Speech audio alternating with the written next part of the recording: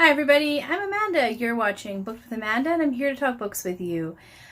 So today I'm here with my Spookathon TBR. Spookathon is a week-long readathon that takes place October 14th to 20th this year. I will link down below the announcement video. This readathon is being hosted by BooksandLala, Kayla, and I'll put her video down in my description so you can check out her original video announcement and the original prompts. For this year, I am terrible at week-long readathons. I will let you know that in advance. So I don't know how much I'm going to get read, but I'm excited to try. I've been struggling in September, so I'm really hoping that I'll get some good books read in October and this will help me out. So let's get into it. The first prompt is to read a thriller, and for that I am going to read The Turn of the Key by Ruth Ware. So basically, this follows a young lady who finds an ad to become a live-in nanny, which she takes. I'm assuming that's probably too good to be true, most likely. And I guess eventually her career as a nanny ends up with a dead child, and she's currently in jail awaiting trial for murder. Obviously, I'm assuming that she's not the one who did it because of the fact that this is a Ruth Ware book. So I'm excited to get into it and find out what the actual scoop is. And I find like thrillers are pretty easy for me to read, so I'm hoping this will be a nice quick one. Next prompt is to read a book with red on the cover, and for that I'm going to read The Turn of the Key by Ruth Ware. I'm definitely doubling up because there's no way I'm going to read 5 books in a week, especially coming off of a slump.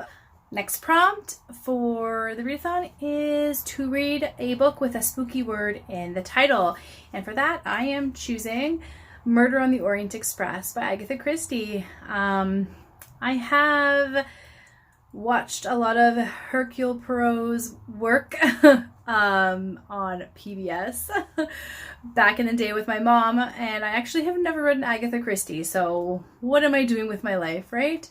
I'm super excited to pick this one up, and I unfortunately know the ending, but I still think it's going to be a nice atmospheric book, and it's not too long, so I'm hoping to get through this one quickly for the readathon. Next prompt is to read a book with a spooky setting.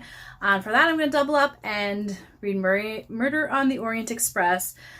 Just because I think that being stuck on a train or being stuck in any situation when there's a murderer loose is pretty spooky to me, when you can't basically get away, right? So I'm going to count that as a spooky setting because for me, that would scare the poop out of me. So, and the next prompt is to read something you wouldn't normally read.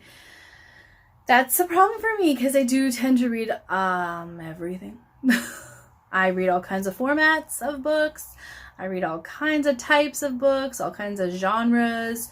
I think the genre I am most lacking in is probably poetry.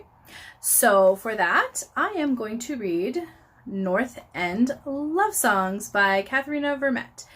This is a book of poetry based off of a neighborhood in the city that I live in and grew up in and was born in. A lot of these poems I think take place not too far from where I grew up, you know, so I'm kind of just intrigued. I found this a while ago and I picked it up and I kind of perused through it and I was like, hey, like this I think could be something that could touch me just because it is familiar to me. So yeah, I'm excited to pick this one up for the readathon. I'm doing it.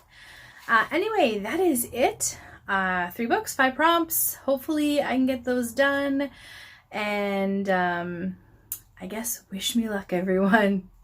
If you are participating, definitely let me know below what you're planning to read, or if you've read these books, let me know your thoughts. I know that Ruth Ware books tend to be pretty popular, and that one just came out, so I'm sure there's a lot of opinions. I have been trying to not read or look at any spoilery things because I don't want to.